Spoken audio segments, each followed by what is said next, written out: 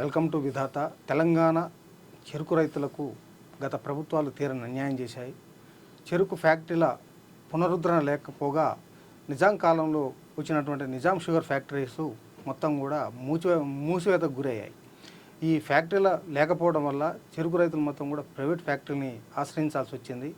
ఈ ఫ్యాక్టరీలేమో ఈ శిలువు పట్టే పరిస్థితికి వచ్చాయి. ఈ క్రమంలో చెరుకు రైతులకు మేలు చేయడం కోసం, వాళ్ళకు గిట్టుబాటు ధరలు రావడం కోసం ఈ ప్రభుత్వ రంగంలో ఉన్నటువంటి సహకార రంగంలో ఉన్నటువంటి ఈ నిజాం షుగర్స్ పునరుద్ధరణ జరగాలని చెప్పి అనేక ఏళ్ళుగా వీళ్ళు పోరాటం చేస్తూ ఉన్నారు. అయితే ఈ రైతుల పోరాటాన్ని చూసినటువంటి కాంగ్రెస్ ప్రభుత్వం ప్రతిపక్షంలో ఉండగా మేము అధికారంలోకి వచ్చిన వెంటనే నిజాం షుగర్ ఫ్యాక్టరీని పునరుద్ధరణిస్తానని చెప్పి హామీ ఇచ్చింది. ఆ తర్వాత అధికారంలోకి వచ్చినటువంటి కాంగ్రెస్ ప్రభుత్వం పునరుద్ధరణ కోసం పరిశ్రమల శాఖ మంత్రి దుద్దిల్ల శ్రీధరబాబు అధ్యక్షతన ఒక కమిటీని కూడా ఏర్పాటు చేసింది. ఆ కమిటీ వేగంగా పనిచేయాలని కోరుతూ ఈ రైతులు గురువారం నాడు అసెంబ్లీ సమావేశాల ప్రారంభం రోజునే మంత్రి శ్రీధరబాబు గారిని కలిశారు. వాళ్ళు ఏదో సానుకూలంగా స్పందించారనేటువంటి మాట చెప్తున్నప్పటికీ అసలు ఈ చెరుకు ఎందుకు ఇబ్బందులు పడాల్సి వచ్చింది, నిజాం షుగర్స్ ఎందుకు మూసివేతకు గురైంది, ఈ పోరాటాలు ఎందుకు వీళ్ళు చేయాల్సి వచ్చిందనే అంశాలని మనం ఇక్కడ పోరాట యోధులు, ఒకటి ముత్యంపేట నిజాం షుగర్ ఫ్యాక్టరీ పునరుద్ధరణ కమిటీ అధ్యక్షులు ఎక్స్ ఎంపీపీ మెట్పల్లి గురిజాల రాజిరెడ్డి గారు మనతో ఉన్నారు. అలాగే 45 సంవత్సరాలు కరీంనగర్ జిల్లాలో రైతుల పక్షాన రైతులు కూలీల పక్షాన ఉద్యమాలు నిర్వహించినటువంటి ఉద్యమకారుడు, తొలితరం తెలంగాణ ఉద్యమకారుడు, మలిదశ తెలంగాణ ఉద్యమంలో క్రియాశీలకంగా పాల్గొన్నటువంటి నాయకుడు, తులా గంగవ్వ మెమోరియల్ ట్రస్ట్ చైర్మన్ రాజేంద్రన్న గారు మన దగ్గర ఉన్నారు. వాళ్ళిద్దరు ఈ విషయాలు అడిగి తెలుసుకుందాం. నమస్కారం రాజేంద్రన్న గారు, అలాగే రాజిరెడ్డి గారు. నమస్తే. నిజాం షుగర్స్ అనేది తెలంగాణలో అతిపెద్ద షుగర్ ఫ్యాక్టరీ, అనేక ఫ్యాక్టరీస్ ఉన్నాయి. ఆ షుగర్స్ ఎందుకు దివాలా తీసింది, చెరుకు రైతులకు ఎందుకు అన్యాయం జరిగిందన్నటువంటి విషయాల్ని సుదీర్ఘంగా ఉద్యమ కాలంలో 45 ఏళ్ళుగా మీరు ఉద్యమంలో ఉన్నారు. మీ అనుభవంలో అసలు ఏం జరిగిందో చెప్పండి. తెలంగాణ నిజాం కాలంలో అనేక పరిశ్రమలతో పాటు నిజాం షుగర్స్ అనేది ఒక ప్రపంచ ప్రఖ్యాతి పొందినటువంటి పరిశ్రమ. అయితే అప్పుడు ఈ చక్కెరను విదేశాలకు ఎగుమతి చేసే నాణ్యమైన చక్కెర ఉత్పత్తి అయ్యేది. అయితే ఈ నిజాం ఒక వైపు చీకటి కోణం ఉన్నప్పటికీ రజాకార్ల అణచివేత, ఇంకొక వైపు డెవలప్మెంట్లో ఒక భాగమైనటువంటి ఇంకొక వైపు నిజాం చేసినటువంటి రైల్వేస్ కానీ, ఎలక్ట్రిసిటీ ఉత్పత్తి కానీ, అట్లాగే చక్కెర, నాణ్యమైన చక్కెరకు ప్రపంచ ప్రఖ్యాతి పొందినటువంటిది మన తెలంగాణ నిజాం షుగర్స్ ఫ్యాక్టరీస్. అయితే నిజాం షుగర్స్ ఫ్యాక్టరీస్ 1935 ఆ ప్రాంతంలో ప్రారంభించినప్పటికీ తర్వాత అవి వాటికి ఈ ఆధునీకరణ సంబంధించినటువంటి సాంకేతిక పరిజ్ఞానం అనేది లేకపోగా ఈ వలసాంధ్ర పాలకులు ముఖ్యంగా ఈ సలాబ్ ఆపేక్షతోటి దీన్ని పరాధీనకు, తర్వాత ప్రైవేట్ పరం కొంత భాగస్వామ్యం ఇవ్వడం జరిగింది. అప్పటి నుండి కష్టాలు మొదలైనవి. అంతకుముందు అంటే ఆంధ్ర షుగర్స్ కోసం నిజాం షుగర్ని బలిపెట్టారనేది ఒకటి ప్రచారం ఉన్నది. అది కూడా కావచ్చు. చాలా విషయాలు, విశాఖ ఉక్కు కోసం మన దగ్గర ఉక్కు కర్మాగారాలు డెవలప్ చేయలేదు. అట్లాగే ఇక్కడ ఉన్న వనరులను అక్కడికి తరలించుకుపోయి పరిశ్రమలు పెట్టారు. అట్లాగే నిజాం షుగర్ ఫ్యాక్టరీస్ని తగ్గించి ఆంధ్ర షుగర్స్ను డెవలప్ చేశారు. మీరు చెప్పిన విధంగా జరిగింది కూడా. దాంట్లో భాగంగానే వాస్తవంగా చెన్నారెడ్డి పీరియడ్లో దీని ఎక్స్టెన్షన్ జరిగింది. ముఖ్యంగా మొట్టమొదట ముత్యంపేట షుగర్ ఫ్యాక్టరీ 1979లో పునాది వేశారు. తర్వాత 1982లో దీని ఉత్పత్తి ప్రారంభమైంది. 12,500 టన్నులు అప్పుడు స్టార్ట్ అయింది. దాని ద్వారా ఒక నాణ్యమైనటువంటి రికవరీ ఏదైతే ఉందో మిగతా ప్రాంతాల కంటే ఇక్కడ ఎక్కువ ఉంది. ఇక్కడ వాతావరణం కానీ, ఇక్కడ కావలసినటువంటి భూసారం కానీ, వాటి వల్ల ఇక్కడ చెరుకు నాణ్యత బాగా ఉంది. రికవరీ శాతం అంతటా 9-10 ఉంటే ఇక్కడ ముత్యంపేట షుగర్ ఫ్యాక్టరీలో 12.5 ఉంది. అయితే దాన్ని తక్కువ చూపెట్టడానికి ఈ వాగులోకి, ఆ రసాన్ని వాగులోకి దించి దీన్ని 9.5గా చూపెట్టారు. అక్కడనే వాళ్ళ యొక్క కుట్ర బయటపడుతుంది. గోకరాజు రంగరాజుకు అప్పచెప్పిన తర్వాత దీని మీద కొన్ని 100 కోట్లు రుణం తీసుకున్నాం, బ్యాంక్ రుణం తీసుకొని దీన్ని ఎడ్యుకేషన్కు డైవర్ట్ చేసుకొని ఆ విధంగా దీన్ని కాయిలా పరిశ్రమగా తయారు చేశారు.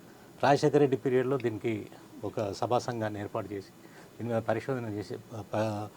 పరిశీలన చేసి దాన్ని బుట్ట దాఖలు చేశారు. ఎందుకంటే ఇక్కడ ఉన్న పరిశ్రమలను అభివృద్ధి చేసి ఇక్కడ యువతకు ఉపాధి కల్పించి ఇక్కడ చేయాలనే ఆలోచన లేకపోవడమే అప్పుడు నిరాదరణకు గురి కావడం వల్లనే తెలంగాణ ఉద్యమం ఆ స్థాయిలో జరిగింది. అంటే తెలంగాణ ఉద్యమం ప్రత్యేక రాష్ట్ర ఆకాంక్ష ఉద్యమం రావడానికి కూడా ఇది ఒక కారణం. ఇట్లాంటి ఫ్యాక్టరీలు ఉన్న వాటిని రూన్ అవుట్ చేసి ఉన్న పరిశ్రమల్ని లేకుండా చేసేటువంటి దుర్మార్గమైనటువంటి ఉన్న చెరువుల్ని నాశనం చేసి ఉన్న పరిశ్రమల్ని నాశనం చేసి ఉన్నటువంటి ఎడ్యుకేషన్ కూడా తక్కువ చేసి ఉన్న అనేక రకాల కుట్రల కుతంత్రాల్లో భాగంగా నిజాం షుగర్స్ అనేది ఒక రకంగా నిర్లక్ష్యం జరిగింది. తెలంగాణ ఉద్యమంలో ఆనాడు అంటే బీఆర్ఎస్ పార్టీ కానీ లేకపోతే తెలంగాణ ఉద్యమకారులు కానీ తెలంగాణ వచ్చిన తర్వాత నిజాం షుగర్స్ని మనం పునరుద్ధరించుకుంటాం, మన పరిశ్రమలు మనమే నడుపుతాం అనుకున్నాం. కానీ తెలంగాణ వచ్చి 10 సంవత్సరాలైనా కానీ ఎందుకు నిజాం షుగర్స్ పరిశ్రమ పునరుద్ధరణ జరగలేదు? కారణాలు ఏంటి? మేము తెలంగాణ ఉద్యమంలో రైతు భాగస్వామ్యంగా తెలంగాణ ఉద్యమంలో చాలా ముందుని నడిపించినాం. దాంట్లో కేసీఆర్ గారు ఏం చెప్పిందంటే తెలంగాణ వస్తే నీళ్లు నిధులు మన పనులు మనకు, మన ఫ్యాక్టరీలు మనకు అన్నాడు. ఆ మాట నమ్మి మనం అందరం పనిచేసిన తర్వాత 100 రోజుల్లో తెలంగాణ వస్తే 100 రోజుల్లో తెరిపిస్తా అని కవిత చెప్పింది మాకు. కవిత చెప్తే నేను అక్కడ స్థానికంగా ఎంపీపీకి రాజరెడ్డి ఎంపీపీకి గెలిచిన తర్వాత ఆమె మాట తప్పింది. అమ్మ 100 రోజులైంది, 200 రోజులైంది, సంవత్సరం అయిపోయింది, 300 రోజులైంది, అమ్మ ఫ్యాక్టరీ తెరిపేయాలంటే నాన్నగారు ఒప్పుకుంటలేరన్న వల్ల అమ్మ అట్లా 100 రోజుల్లో తెరిపిస్తారన్న వల్ల మనందరి ప్రజాస్వామ్యంలో మనం గెలిపించారు, మన తెలంగాణలో మాట ఇచ్చినాం. సో ఇది పద్ధతి కాదు, నేను రైతు ప్రజాస్వామ్యంలో ఎన్నుకోబడ్డ ప్రజాప్రతినిధి కాబట్టి అని నేను అఖిల పక్షంలో కూర్చునబెట్టి అక్కడ ఒక పునరుద్ధరణ కమిటీ మండల పరిషత్లో కూర్చునబెట్టి పునరుద్ధరణ కమిటీ ఏర్పాటు చేసి దీని మీద ఛాలెంజ్ రైతు ఆనాడు ఎంపీగా ఉన్న కవిత గారు ఏమన్నారు మీరు ఈ మాట అడిగితే?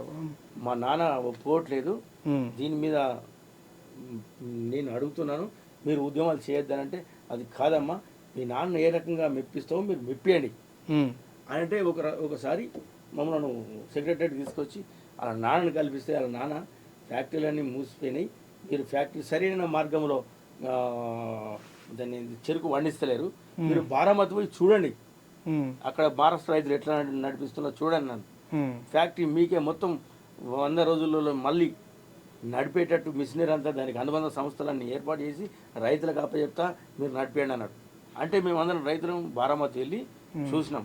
అక్కడ దిగుబడి మా ప్రాంతం కంటే తక్కువనే వెళ్తుంది, పెద్ద దిగుబడి వెళ్తలేదు. మాకు ఒకప్పుడు 100 టన్నులు 80 టన్నులు తీసినాం. ఇప్పుడు దాకా రైతున్నాడు అక్కడ, ఆయనకు 80 టన్నులు ఈ రోజు వెళ్ళింది. అయితే దీని మీద చాలా ఎత్తున పెద్ద పోరాటం నేను అప్పుడు ఆ సరౌండింగ్ జిల్లాల రైతులందరితో ఐక్యం చేసి అప్పుడు పెద్ద ఎత్తున ఒక 65 రోజులు. మరి మీరు మహారాష్ట్ర పోయి బారామతి పోయొచ్చారు, కానీ ఇక్కడే ఎక్కువ ఉత్పత్తి చేస్తున్నారు, అక్కడ తక్కువ ఉత్పత్తి అవుతుందనే విషయం మీరు ఆనాడు స్థానిక ఉన్న ఎమ్మెల్యేకి చెప్పినాం, స్థానిక ఉన్న ప్రజాప్రతినిధులకు చెప్పినాం, చుట్టుపక్కల ఉన్న ఎమ్మెల్యేలు అందరికి చెప్పినాం, అయ్యా ఇక్కడ పరిస్థితి ఇది. అక్కడ టోటల్ వాళ్ళు డిపెండ్ అవుతున్నారు సంవత్సరం వెళ్ళ చెరుకు మీద, మనం ఇక్కడ ప్రత్యామ్నాయ 4 పంటలు వేసుకుంటున్నాం, అన్ని రకాల పంటలు దిగుబడి చేస్తున్నాం. మళ్ళీ ఇక్కడ రైతు వేరు, అక్కడ ఒకే పంట మీద ఆధారపడుతుండు, అయినా మనంతా తీస్తలేడు. మనం ఇక్కడ అన్ని రకాల పంటలు తీస్తున్నాం, సరిపోయేంత ఫ్యాక్టరీకి సరిపోయేంత చెరుకు ఇస్తున్నాం. ఖచ్చితంగా ఇక్కడ ఈ సమయంలో ఈ షుగర్ ఫ్యాక్టరీని మూసివేయడము సమంజసం కాదు. ఇక్కడ తెలంగాణ ప్రాంతంలోనే నంబర్ 1 అగ్రికల్చర్ ఏరియా మెట్పల్లి ప్రాంతం. షుగర్ కేన్కు నిటారుగా సూర్యరశ్మి కొడతాడట మెట్పల్లి ప్రాంతంలో, మన ఇండియా లెవెల్లో. ఇక్కడ రికవరీ శాతం ఎక్కువ వస్తుందట నిటారుగా ఎండడం వల్ల. సో అలాంటి ఈ షుగర్ కేన్ను మళ్ళీ తుఫాన్ వచ్చినా రాళ్ళవాన్ వచ్చినా దీనికి తట్టుకోగలుగుతుంది. తుఫాన్ వచ్చినా రాళ్ళవాన్ వచ్చినా చెరుకు తట్టుకుంటుంది. 6 నెలలు వర్షాలు లేకున్నా ఒక్కతడి పంటిస్తే మళ్ళీ సంవత్సరం వెళ్ళా మనకు ఆ దిగుబడి వస్తుంది మనకు చెరుకు కొట్టే టైంలో. ఇటువంటి పంటను రైతుకు లాభసాటిగా ఉంటుంది. దీన్ని మనం రైతు కనుమరుగు చేయొద్దనే ఒక రైతు బిడ్డగా ఆవేదన ఉండడం వల్ల నేను ఎంపీపీ ఉండి సుతా బయటకు వచ్చి టీఆర్ఎస్ పార్టీకి కలిసి ఉన్నాం అప్పుడు మేము ఎంపీపీ ఉండి. సో బయటకు వచ్చి ఈ ఉద్యమం చేసి 65 రోజులు చేసినాం. బారామతి పోయి వచ్చిన తర్వాత మీరు బీఆర్ఎస్ ఎమ్మెల్యేలకు విషయం చెప్పిన తర్వాత ఏమన్నారు? పునరుద్ధరిస్తామన్నారా మరి వదిలేసిరా? అసలు ఏం జరిగింది? అయితే ఈ 51% గోకరాజు గంగరాజు ఉంది. గోకరాజు గంగరాజును రిలీవ్ చేయాలి కదా మనకు. రిలీవ్ మీరు తీసుకొని దాంట్లో సొసైటీకి అప్పచెప్తే తీసుకుందాం, పెట్టుబడి పెడదాం, రైతులందరం నడిపిద్దామంటే దాని మీద ఒక ఐఏఎస్ ఆఫీసర్ని అపాయింట్ చేయండి, మేము రైతులకు కొంత మనిషి కింద చేరి పెడతాం, నడుపుడు మాత్రం బ్యాక్గ్రౌండ్ ఒక గవర్నమెంట్ సపోర్ట్ ఉండాలనేది చెప్పినాం. దాని తర్వాత ఆయనను రిలీవ్ చేయలే, మాకేం మాట ఇవ్వలే, అట్లాగా పోరాటం చేయడం జరిగింది. మరి మీ ఎంపీ ఉన్న ఆనాడు కవిత ఏం చెప్పింది మళ్ళీ తర్వాత? కవిత ఇక మా దగ్గరికి రాకపోతే ఆమె గరావు చేసినాం. అక్కడ నుంచి నడవడం చేయకుండా మేము చాలా తీవ్రంగా వ్యతిరేకించి అక్కడ ఓడించడం, ప్రజాస్వామ్యంలో ఓడిపోవడంలో అది ఒక ఓడిపోవడం మెయిన్ కారణం అదే. అచ్చా, అక్కడ అరవింద్ గారు గెలిచింది అప్పుడు. సో అట్లా ఉద్యమం చేసినాం. మరి అప్పటి నుంచి 10 సంవత్సరాలు అవుతుంది కదా. కాంగ్రెస్ పార్టీ మీకు ఏం హామీ ఇచ్చింది? అయితే ఇది అప్పటి నుండి కొనసాగుతుంది. రాజిరెడ్డి చెప్పినట్టు వివిధ రకాల పోరాటాలు వాళ్ళు కంటిన్యూ చేస్తున్నారు. ఎప్పుడు మినిస్టర్లో వచ్చినా చెరుకు రైతులను అరెస్ట్ చేయడం, తర్వాత అసలు సమస్య పరిష్కరించకపోగా అణచివేత అనేది ఒక చెరుకు రైతులను ఒక శత్రువులాగా చూడడం అనేది జరిగింది. 100 రోజుల మాట దేవుడు కానీ తర్వాత ఏ ఒక్కడు వచ్చినా మిమ్మల్ని 100 మందిని అరెస్ట్ చేశారు. అరెస్టులు కావడం, వీళ్ళు దొంగల్లాగా తప్పించుకొని చేల పొంట పడుకోవడం, ఆ బాధలు చూసిన తర్వాత అసలు ఎన్నోసార్లు నేను కేసీఆర్ను స్వయంగా కలిసి ఈ విషయాలు చెప్దామని అనుకున్నాం, కానీ కలవడం వీలు కాలేదు. అంటే ఆయన కలవలేదా, మీకు వీలు కాలేదా? మేము ప్రయత్నం చేసినాం, కలవడం వీలు కాలేదు. మీకు తెలుసు కదా, అంటే ఆయన పర్మిషన్ ఇవ్వలేదు మేము అడుగుతూ. ఎప్పుడైనా కానీ వాస్తవంగా ఎందుకంటే కలిసినప్పుడు మాట్లాడతారు, చాలా విషయాలు మాట్లాడతారు. ఈ చెరుకు రైతులది కూడా నేను చెప్పాలనుకున్న విషయం చెప్పలేకపోయినా, కలవలేదు కాబట్టి. ఇప్పుడు ఈ విషయం తెలియదని కాదు, అయితే దీని మీద దృష్టి సారించలేవారు, వారికి అవగాహన లేదని కాదు. ఇది చేయాలనుకుంటే ఖచ్చితంగా చేసేవారు. వాళ్ళకి ఇది పెద్ద పని కూడా కాదు. గవర్నమెంట్కి ఒక 1000 కోట్లు ఖర్చు పెట్టడం అనేది ఒక పెద్ద ఎన్నో వేల కోట్లు ఖర్చు అయితే, ఒక 1000 కోట్ల ద్వారా ఎంతో ఇది ఏంటంటే ఇంతకుముందు రాజిరెడ్డి చెప్పినట్టు చెరుకు పంట అనేది యూనిక్ పంట. మొత్తం పంటలలో ఇది ఒక రారాజు పంట. ఎందుకు అంటే దీనికి ఖర్చు, శ్రమ, తర్వాత నీరు పడుతుంది, కానీ ఒకసారి పెట్టేసి 3-4 రోజులు పేపకరుగా ఉంటారు రైతు దాని మీద. ఇది అట్లాగా వరికి రోజు పోయి చూడాలి, కళ్ళు పడకుండా. తర్వాత ఇది ఆ నీళ్ళు ఎక్కువ ఉండి ఆ నీళ్ళను మేనేజ్మెంట్ చేయాల్సిన అవసరం ఉంది, దీనికి మేనేజ్మెంట్ తక్కువ ఉంటుంది. అదే కాకుండా భూసారం, పర్యావరణ రీత్యా కూడా భూమి యొక్క సారాన్ని తగ్గకుండా పంట తీసేటువంటిది లాభసాటి, 2 అంతల లాభం, అంటే వరి కంటే ఎక్కువ లాభం కూడా ఉంటుంది. తర్వాత దీంతో అనుబంధంగా కూలీలు ఉపాధి లభిస్తుంది. కూలీలే కాకుండా ఫ్యాక్టరీ ఉంటే కార్మికులు కూడా ఒక ఫ్యాక్టరీ ద్వారా చుట్టూ ఒక అనుబంధంగా ఒక లైఫ్ ఉంటుంది, వాళ్ళకందరికీ జీవితాలు ఉంటాయి, కొన్ని వందల కుటుంబాలు ఉపాధి పొందుతాయి. వాస్తవంగా కొత్తవి పెట్టకుండా తెలంగాణలో ఉన్న పరిశ్రమను పునరుద్ధరించడం తెలంగాణ ప్రభుత్వం యొక్క కనీస బాధ్యత. ఇది చేయనప్పుడు వాస్తవంగా ప్రజలలో ఈ కోపం అనేది అప్పటి నుంచి రగులుతూ ఉన్నది. ఈ ప్రాంతంలో టీఆర్ఎస్ ఎమ్మెల్యే 2 సార్లు గెలిచినప్పటికీ ఆయనకు ప్రజాదరణ లేదు. ఎన్నికల్లో మేనేజ్ అయ్యి ఎట్లా గెలవడం అనేది వాళ్ళకి తెలుసు కాబట్టి గెలుస్తున్నారు. కానీ ప్రజలలో పూర్తిగా బాండ్ రాసిచ్చారు, నేను చెరుకు ఫ్యాక్టరీ 100 రోజుల్లో తెరిపిస్తానని. ఎమ్మెల్యే కూడా ఎన్నోసార్లు దీని మీద మాట ఇచ్చి మాట తప్పాడు. అయితే ఇవాళ కాంగ్రెస్ ప్రభుత్వం ఈ ఎన్నికల మేనిఫెస్టోలో శ్రీధర్ బాబు గారు నేతృత్వంలోనే ఎన్నికల మేనిఫెస్టో అయింది. ఇవాళ మేము వెళ్ళి కలిసిన తర్వాత అది గుర్తు చేయడం జరిగింది. మీరు ఇది ఎన్నికల మేనిఫెస్టోలో పెట్టారు అంటే కేసీఆర్ లాగా చేస్తారా, మీరు పునరుద్ధరిస్తారని అడిగారా? ఎందుకంటే వాళ్ళ కమిటీ ఏర్పడ్డ తర్వాత వీళ్ళంతా పాలాభిషేకం, రైతులు సంతోషపడ్డారు. ఇప్పుడు దిగుబడి కూడా విస్తీర్ణం పెరిగింది, రైతుల దగ్గరికి వీలు రాలే, రైతులు ఇంతవరకు కలవలేదు. నేను రౌండ్ టేబుల్ సమావేశం గత ఆగస్టులో పెట్టినప్పుడు జీవన్ రెడ్డి గారు ఒక 5 గంటలు విన్నారు. ప్రొఫెసర్ కోదండరామ్ గారు, ప్రొఫెసర్ అరగోపాల్ గారు, దొంతు నరసింహారెడ్డి గారు, వీళ్ళంతా కూడా ఎక్స్పర్ట్స్.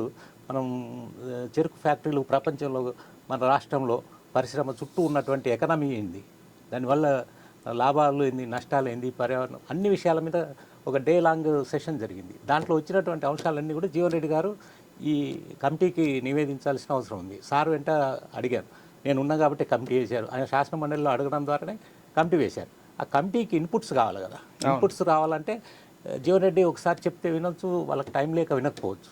రైతులు వచ్చితే ఖచ్చితంగా టైం ఇస్తే కొంత లాభం జరుగుతుందనే ఉద్దేశంతో నేను తులాగంగవ్వ మెమోరియల్ ట్రస్ట్ ఆధ్వర్యంలో రైతులందరినీ, అటు బోధన్, సారంగాపూర్, నిజామాబాద్, తర్వాత మెట్పల్లి, ఈ మొత్తం ఇవాళ ఇంకొక పరిణామం ఏం జరిగిందంటే తెలంగాణ చెరుకు రైతుల వేదిక ఒక ఫోరం ఏర్పడ్డది. ఈరోజే దానికి శ్రీకారం చుట్టాం. ఈ సమస్యలు, అనుభవాలు, వీటి మీద ఎప్పటికప్పుడు మేము వెంట చర్చించుకోవడానికి ఒక నిర్ణయం తీసుకోవడం జరిగింది. ఇవాళ మంచి పరిణామం ఏంటంటే వాళ్ళు ఒక గంట సేపు రైతులతోటి ముచ్చటించారు. వాళ్ళకున్న అనుమానాలు, అపోహలు రైతులు తీర్చారు. నిజాం షుగర్స్ పునరుద్ధరణ కోసం ఎదురవుతున్న సమస్యలు ఏమిటి, మీరు మంత్రి గారికి వివరించిన సమస్యలు ఏమిటి చెప్పండి ఒకసారి. సమస్యలలో ముఖ్యమైనటువంటి ఏంటంటే ఈ రికవరీ శాతం తక్కువ ఉందని మంత్రి గారు అన్నారు. రికవరీ శాతం మీకు వచ్చిన రిపోర్టు మీ కమిషనర్ గారు ఇచ్చినటువంటి రిపోర్టు. మీ కమిషనర్ గారు ఇదివరకు మేనేజ్మెంట్ తరఫున మాట్లాడి వాళ్ళంతా కూడా మేనేజ్మెంట్ దగ్గర డబ్బులు తీసుకొని ఇచ్చినటువంటి రిపోర్ట్లు మీరు కొత్త కమిటీలోనే వేయండి, కొత్తగా సాంకేతిక నిపుణులు పంపించండి. రికవరీ శాతం అక్కడ ఎక్కడెక్కడ ఎక్కువ ఉంది, ఎక్కడ తక్కువ ఉంది, యంత్రాలు ఎక్కడెక్కువ పనిచేస్తాయి, ఎక్కడ పూర్తిగా రిప్లేస్ చేయాలి, అవి మీ రిపోర్టే మీరు తెప్పించుకోవాలి. మీ కమిటీ చేయాల్సిన పనులు ఇవి.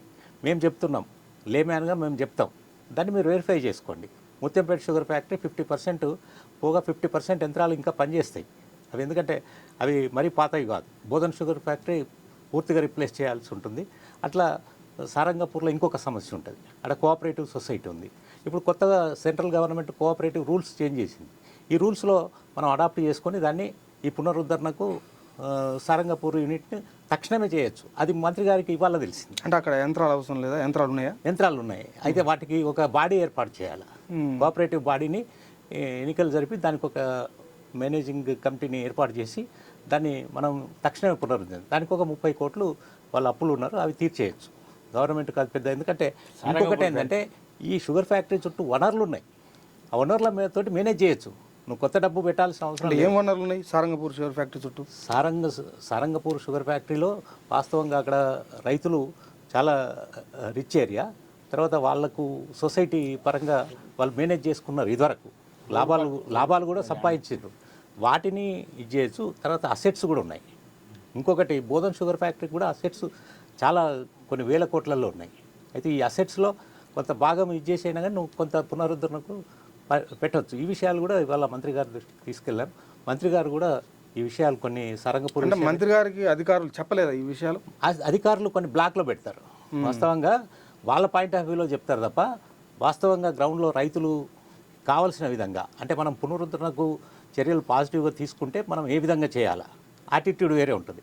మనం వద్దనుకుంటే యాటిట్యూడ్ వేరే రకంగా ఉంటుంది. ఇప్పుడు వద్దనుకున్న మేనేజ్ కమిటీ కొనసాగుతుంది. కాబట్టి వాళ్ళు ఇచ్చే రిపోర్ట్ మీద ఆధారపడకండి. ఇప్పుడు మీరు కొత్తగా ఫ్రెష్గా మీరు చేయండి అని మంత్రి గారిని మేము కోరాము. మంత్రి గారు కూడా మేము సీఎం గారిని కూడా కలవడానికి ప్రయత్నం చేసినాము. వారు బిజీగా ఉండడం వల్ల ఈరోజు సీఎం గారు కలవలే. కానీ జీవన్ రెడ్డి గారు మాకు చెప్పిన దాని ప్రకారం కానీ శ్రీధర్ బాబు గారు చెప్పిన ప్రకారం కానీ సీఎం గారు స్వయంగా ఈ విషయంలో తను ప్రత్యేక శ్రద్ధ వహించి కమిటీని వేయడంతో పాటు ఇది తొందరగా తెరిపించాలనే ఒక పట్టుదలతో ఉన్నారని అన్నారు. దాని వెంటనే మేమేమన్నాం అంటే ఇవన్నీ సమస్యల పరిష్కారానికి మీరు తక్షణం రాబో బడ్జెట్లో ఒక 1000 కోట్లు అలొకేట్ చేయాలని మేము అడగడం, వారు కూడా దానికి అంగీకరించడం జరిగింది. ముఖ్యమంత్రి గారితో మాట్లాడి త్వరలోనే నిర్ణయం తీసుకుంటామని చెప్పారు. తెలంగాణ ప్రాంతంలో ఎంతమంది రైతులు ఎన్ని వేల ఎకరాలు చెరుకు పండిస్తున్నారు? ఇప్పుడు తెలంగాణలో షుగర్ ఫ్యాక్టరీస్ పనిచేయడం లేదు. ఈ చెరుకు అంతా ఎక్కడ పోతుంది? ఇప్పుడు మా దగ్గర ముత్యంపేట నిజాం షుగర్ ఫ్యాక్టరీలో ఉన్న చెరుకు పరిసర ప్రాంతాల్లో ఉన్న చెరుకు అంతా మొత్తం కామారెడ్డికి వస్తుంది. కామారెడ్డికి వస్తే వాళ్ళు మంచి రికవరీ వస్తుందని చెప్తున్నారు, రైతులను సుతా మంచి డబ్బులు ఇస్తున్నారు, రైతులు సుతా హ్యాపీగా ఉన్నారు. గాయత్రి షుగర్ ఫ్యాక్టరీ ట్రాన్స్పోర్ట్ ఎక్కువ పడుతుంది మాకు ఇక్కడికి రావడానికి, వెయిటేజ్ లాస్ అవుతున్నాం. అంత దూరం నుంచి 120 కిలోమీటర్ల నుంచి ఇక్కడికి తీసుకురావాలి కాబట్టి, ఇది కామారెడ్డి తీసుకురావాలి కాబట్టి. కాబట్టి మనకున్న ఫ్యాక్టరీని మీరు దాన్ని రిపేర్ చేసి నడిపిస్తారా, మీరు ఆ ప్రైవేట్ పరంగా ఆయనకి ఇస్తారా, లేకుంటే గవర్నమెంట్ మీరు టేక్ ఓవర్ చేసి నడిపిస్తారా? మీరు రేవంత్ రెడ్డి గారు మాకు అప్పుడు స్వయంగా ఆయన్నే పాదయాత్రకు వచ్చి నిజాం షుగర్ ఫ్యాక్టరీ గేట్ ముందటనే బస వేసి రాజిరెడ్డి గారు రైతులకు నేను హామీ ఇస్తున్నా, కాంగ్రెస్ గవర్నమెంట్ వచ్చినాక తక్షణమే దీనికి పునరుద్ధరించామనే మాట ఇచ్చిండు. దాన్ని మేము స్వాగతించినాం. రైతులు సుధా ఎందుకంటే కాంగ్రెస్ గవర్నమెంట్ రావడం, టీఆర్ఎస్ పోవడం చాలా సంతోషపడ్డాం. టీఆర్ఎస్ను ఓడగొట్టాలని మేము రైతులందరం ఏకదాటిగా పోరాటం చేసి గజ్వేల్లో సుతా మేము నామినేషన్ ఇచ్చినాం. ఇక్కడ ఉన్న రైతులంతా అక్కడ నామినేషన్ ఇచ్చినాం. కాబట్టి దీనికి ఖచ్చితంగా రేవంత్ రెడ్డి ఒక రైతు బిడ్డ అక్కడికి వచ్చి మాటించిండు. కాబట్టి ఆయన వయసుతో పెద్దగా లేదు కాబట్టి, చిన్న వయసే కాబట్టి, మంచి రైతుల అవగాహన వ్యక్తి, రైతులకు మొత్తం తన పనిచేసినటువంటి వ్యక్తి కాబట్టి ఖచ్చితంగా శ్రీధర్ బాబు దగ్గరికి వస్తే సుధా ఈరోజు జీవన్ రెడ్డి వాళ్ళు గంట టైం ఇచ్చారు. ఆ టైంలో సుధా రైతు విషయాలు తెలుసుకొని మరి దీనికి ఏం చేద్దాం, ఎట్లా సాల్వ్ చేద్దాం అనే ఒక రైతులను మాకు ముఖాముఖి అడిగితే మేము చెప్పినాం గవర్నమెంట్ నడిపిస్తారని నడిపియండి, లేదంటారా మీరు గోకరాజు గంగరాజు ఉన్నది కదా మీరు ఆయనకి ఇచ్చేస్తే ఆయన ఇస్తే నడుపుతాడు, లేదంటే ఆయన దగ్గర టేక్ ఓవర్ చేసుకొని మీరే నడపండి, లేదు కోఆపరేటివ్ సెక్టార్స్ నడుస్తున్నాయి కదా మేము అట్లా చేద్దాం అనుకుంటే మీరు ఆయన దగ్గరికి రిలీవ్ చేసుకొని మొత్తం దీన్ని రిపేర్ చేసి బ్యాక్గ్రౌండ్గా ఒక ఐఏఎస్ని అపాయింట్ చేస్తే బ్రహ్మాండంగా ఫ్యాక్టరీలు నడుస్తుంది. మనం రైతులందరం సహకరిస్తాం ఖచ్చితంగా దీన్ని మేము. మరి రైతులు అప్పట్లో కొట్లాడవుతుంది కదా, మరి రైతులు పనిచేస్తారు అప్పుడు గొడవలు అయితే అని సుతా ఆయన మాట్లాడడం జరిగింది. రైతులు అట్లాంటిది ఏముంటుంది, కొత్త సెంట్రల్ గవర్నమెంట్ సుతా ఏదో ఇప్పుడు కోఆపరేటివ్ సెక్టార్ కొంత లీగల్గా కొన్ని పాయింట్స్ మార్చి దానికి సుతా మంచిగా ఉన్నదనేది వ్యక్తం చేసేళ్ళు. మరి రానున్న రోజుల్లో తక్షణమే ఏదైతే 1000 కోట్లు అడిగినామో దాంట్లో ఎంతో కొంత ఖచ్చితంగా దాని మీద మాకు ఒక బడ్జెట్లో మాకు ఒక ప్రకటన వస్తే మేము సుధా ఖచ్చితంగా దీనికి సంతోషిస్తాం. ఇప్పుడు రానున్న రోజుల్లో చెరుకు ఉత్పత్తి వ్యయం పెరగాలంటే సుధా మేము రైతులు విత్తనం నాటుతాం ఇంకెక్కువగా ఉత్పత్తి పెరగడానికి. ఇప్పుడు సమయం ఆసన్నమైంది కాబట్టి సరైన సమయం ఇప్పుడు. అట్లాగే ఇప్పుడు బోధన నుంచి చూస్తే కొంతమందిని ఇప్పుడు అన్న చెప్పినట్టు మేము ఎంతో రైతులం పోరాటం చేస్తున్నాం, పోతున్నాం, వస్తున్నాం. అన్న నువ్వు హైదరాబాద్లో ఉంటున్నావు, కొంచెం మేధావి శక్తి నీ దగ్గర ఉంది, నువ్వు దీని మీద కొంచెం సహకరించాలని మేము రైతులం నేను కోరినా. అన్న మేము వస్తున్నాం పోతున్నాం, మా అంతా బ్యాక్గ్రౌండ్ మాకు తెలియదు, నీ సహాయం మాకు కావాలన్న వల్ల తక్షణమే అన్న ఒకసారి రౌండ్ టేబుల్ సమావేశం పెడితే అందరిని తీసుకొని వచ్చినాం. ఆ రౌండ్ టేబుల్ పంజాగుట్టలోకి పెట్టినాం. దానికి సక్సెస్గా సైంటిస్టులు అంతా దాని మీద ఒక పరిశోధన చేసి ఒక రిపోర్ట్ జీవన్ రెడ్డి ఆయనకి ఇచ్చి గవర్నమెంట్లో మీరు ఎమ్మెల్సీ ఉన్నారు కాబట్టి అన్న మీరు మాట్లాడాలని తను మాట్లాడాడు. పాత గవర్నమెంట్లో సుతా ఇవాళ ఆయన రౌండ్ టేబుల్ సమావేశానికి వచ్చాడు కాబట్టి రెండు అటు పాత గవర్నమెంట్లో మాట్లాడాడు, ఇటు కొత్త గవర్నమెంట్ మేము ఈ పంజాగుట్టలో మీటింగ్ పెట్టినాక కొత్త గవర్నమెంట్ వచ్చినాక తిరిగిన అధ్యక్షుడు దాంట్లో కమిటీలో మెంబర్ చేసేది కాబట్టి మేము దానికి అన్నకు స్వాగతిస్తూ మా వంతు బాధ్యత కృతజ్ఞతగా ఉన్న రైతు కాండం ఒకటి సన్మానించి చైర్మన్ గారికి మా జీవనన్నకును శ్రీధరరావు గారికి చెప్పి మరి అన్న రేపటి నుంచి మరి అసెంబ్లీ స్టార్ట్ అవుతుంది కాబట్టి తక్షణమే మరి మీకు మీరు అదే ఒక తల్లి బిడ్డ అడగంది అన్నం పెట్టది పాలివది కాబట్టి ఈ ప్రజాస్వామ్యంలో మరి మేము రైతులందరం పార్టీలో ఖచ్చితంగా వచ్చినాం. ఇవాళ ఒక పార్టీ నుంచి రాలే, అన్ని పార్టీల బోధన నుంచి వచ్చేళ్ళు, మెట్పల్లి ప్రాంతం నుంచి మేము వచ్చినాం, అటు సారంగపూర్ రైతులు వచ్చేళ్ళు. అన్నకు ధన్యవాదాలు చెప్తున్నాం. ఎందుకంటే ఒక మేధావి శక్తి ఏముంటుందో అది మాకు తెలుసు కాబట్టి పోరాటం చేసిన వాళ్ళం కాబట్టి. సో ఇవాళ రైతు ఇవన్నీ ఆలోచించాడు కదా, రమ్మంటే వస్తాం పొమ్మంటే పోతాం. సో ఇవాళ ఈ సమస్యలన్నీ కూలకుశంగా జీవనన్నకు తెలుసు, జీవనన్న ప్రత్యక్షంగా చూసాడు, పరోక్షంగా అక్కడ లోకల్లో అంతా చూసి ఇవాళ తననే కమిటీ మెంబర్ వైస్ చైర్మన్గా ఉన్నాడు. శ్రీధరరావు చెప్పాడు జీవన్ రెడ్డి సాబ్ అనుకుంటే అయిపోతుంది, మేము అనుకుంటున్నాం జీవన్ రెడ్డి మొత్తం దాని గురించి తెలుసు, అయిపోతుంది రాజిరెడ్డి గారు. రైతులందరికీ చాలా సంతోషం మార్క్స్ వచ్చినందుకు మేము రైతుల పక్షాన, తెలంగాణ రైతుల పక్షాన కృతజ్ఞతలు చెప్తున్నాం ఈ మీడియా ద్వారా. ఖచ్చితంగా ఈ రేపు బడ్జెట్లో మీరు ఏం చేస్తారో కొంత అలికేట్ చేయాలని రేవంత్ రెడ్డి అన్నగారికి మేము ఎప్పుడైనా అన్నగారు అని పిలుస్తుంటే నా ఉద్యమంలో మీరు మెట్పల్లికి వచ్చి మీ వంతు సంఘీభావం మాకు తెలిపిన్లు. ఇవాళ నువ్వే ముఖ్యమంత్రి అయినావు కాబట్టి ఖచ్చితంగా మీకు రైతుల తరఫున ధన్యవాదాలు. ఖచ్చితంగా మీ ఆధ్వర్యంలో అతి త్వరలో ఫ్యాక్టరీ తెరుస్తారని సుధా మా ఆశ, మా ఆవేదన కాదు, మా ఆశ ఉన్నది. ఎందుకంటే ఆవేదన కేసీఆర్కు వ్యక్తం చేసినాం, కేసీఆర్ను భూస్థాపితం చేసినాం. Okay, thank you. మీ యొక్క ఆశలు ఫలించాలని కోరుకుందాం. రేవంత్ రెడ్డి గారు మీ యొక్క సంతోషాన్ని నిలబెట్టే విధంగా నిజాం షుగర్స్ని పునరుద్ధరిస్తారని ఆశిద్దాం. ఈ బడ్జెట్లోనే 1000 కోట్లు కూడా వస్తుందని ఆశిద్దాం. థ్యాంక్ యూ, ధన్యవాదాలు.